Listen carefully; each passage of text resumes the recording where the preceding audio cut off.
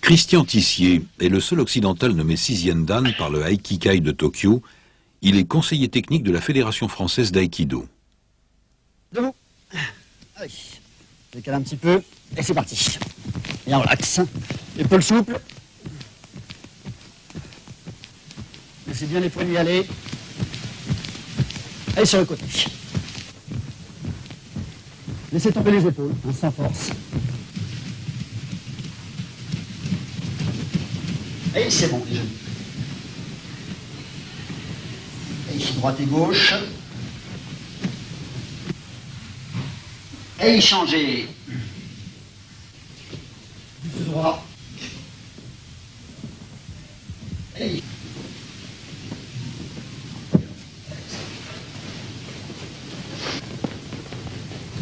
Shinkoku, respiration profonde.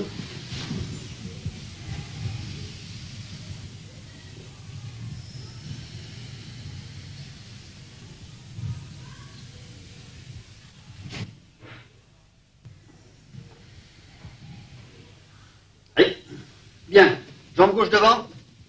On va commencer un petit peu par les déplacements. Et ça va. Ici un pivot.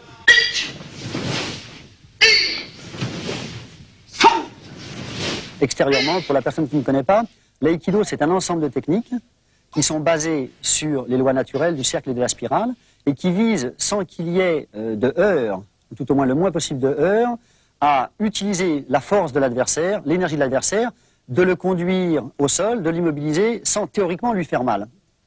Bien ça, c'est l'aspect extérieur, c'est ce qu'on peut voir. Maintenant, pour ce qui est de l'intérieur, à travers toutes les formes techniques qu'on va étudier, on va essayer de briser un petit peu le corps de tous ces blocages. C'est-à-dire qu'on va, plutôt que d'avoir des réactions avec les épaules, des réactions de blocage dans les techniques, eh bien, on va essayer au contraire de tout prendre avec les hanches, la technique aidant justement à travailler à l'économie, et donc de ne pas avoir de réaction agressive.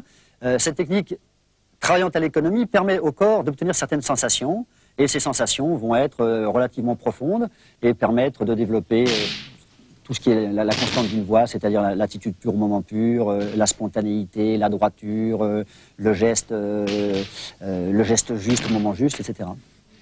L'attaque, et on vient se placer.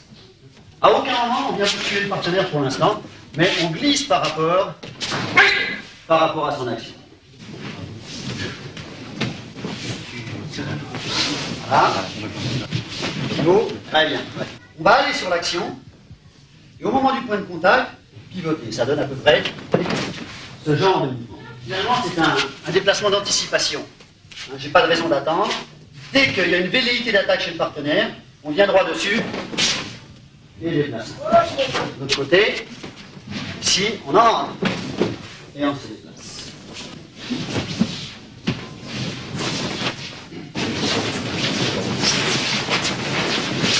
Au ralenti, on aura ce genre de mouvement. C'est-à-dire déplacement extérieur avec la possibilité éventuellement vous-même de frapper. Cette main qui vient contrôler au niveau du poignet et descendre. Okay, un petit peu plus rapide, le mouvement de main est plus clair, la saisie et le mouvement. Ensuite, sans problème, on amène au sol. Là, et ça descend. C'est un petit peu mou ça. Il faut que vous arriviez à contrôler votre mouvement. Dans la réalité, s'il reste debout et que le poignet descend jusque-là, c'est parfait. Okay, mais bon, c'est pas quand même un mouvement qu'on doit faire du bout des doigts. Là, ici, bon, il est au courant. Dès qu'il sent qu'il a mal, immédiatement, il descend.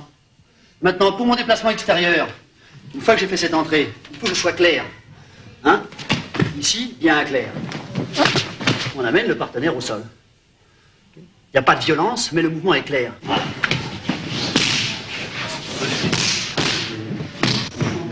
Okay. Et emmène le chat. Allez. Ok, on va changer de mouvement.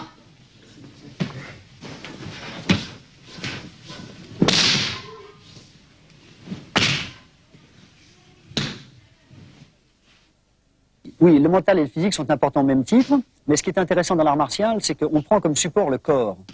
C'est-à-dire que ça ne servira à rien au départ de dire qu'il faut être hyper concentré. On ne peut pas être concentré tant que le corps n'est pas développé.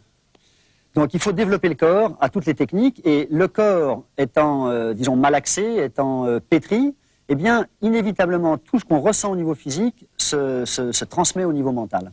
Il faut avoir un mouvement suffisamment clair au départ pour que, quelle que soit la forme d'attaque, le bras soit bloqué. Et en même temps que vous bloquez le bras, vous avez besoin d'avoir l'athénie, c'est-à-dire qu'à 80%, votre mouvement pourrait, je dis bien pourrait, parce que c'est une obligation, pourrait être terminé sur l'athénie. Si ce n'est pas nécessaire, vous restez dans un mouvement d'aïkido, vous immobilisez le partenaire. Là, on a l'attaque, on entre immédiatement dessus. Cette main, ici, qui pourrait terminer, si ce n'est pas nécessaire, qu'on a suffisamment de sécurité, à ce moment-là, on prend le poignet ici par-dessus, s'il y a la lame, c'est pas trop dangereux, alors que là, ici, vous pouvez couper la main, on tourne sur l'extérieur, et on immobilise. Là, le genou reste un petit peu sur l'extérieur, de façon à avoir la possibilité d'appuyer un peu sur le coude. Sur sa réaction, on revient, et on immobilise. Et si une arme, ici, on la dégage. Attaquer assez profond. Dans la vie quotidienne, ça leur permet de, indépendamment de l'aspect physique, qui fait du bien à tout le monde, ça leur permet assez rapidement de résoudre tous les problèmes, tous les conflits, parce que la technique est faite pour ça. La technique est faite pour résoudre les conflits, c'est-à-dire que l'adversaire est censé représenter un conflit. Et ce conflit, il faut le résoudre de la meilleure façon possible, avec le moins de heurts possible. Et je pense que tout aikidoka arrive à le ressentir assez rapidement, dans sa façon d'aborder les choses, dans sa façon de réagir par rapport aux événements, et dans sa façon de se positionner par rapport aux choses. C'est-à-dire la position que lui va trouver immédiatement par rapport à un événement.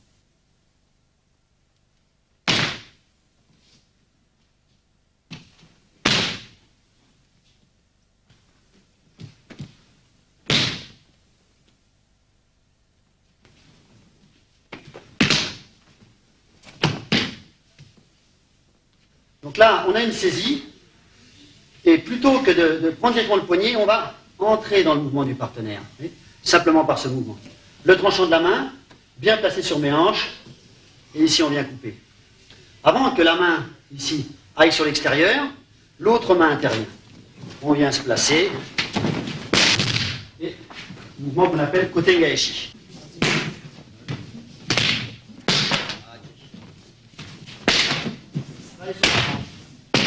Il n'y a pas de compétition, d'une part, parce que c'est uniquement un art de défense, et puis ça n'aurait pas d'intérêt. Nous, on tient à conserver quelque chose qui soit basé uniquement sur la recherche personnelle, et pas sur la confrontation.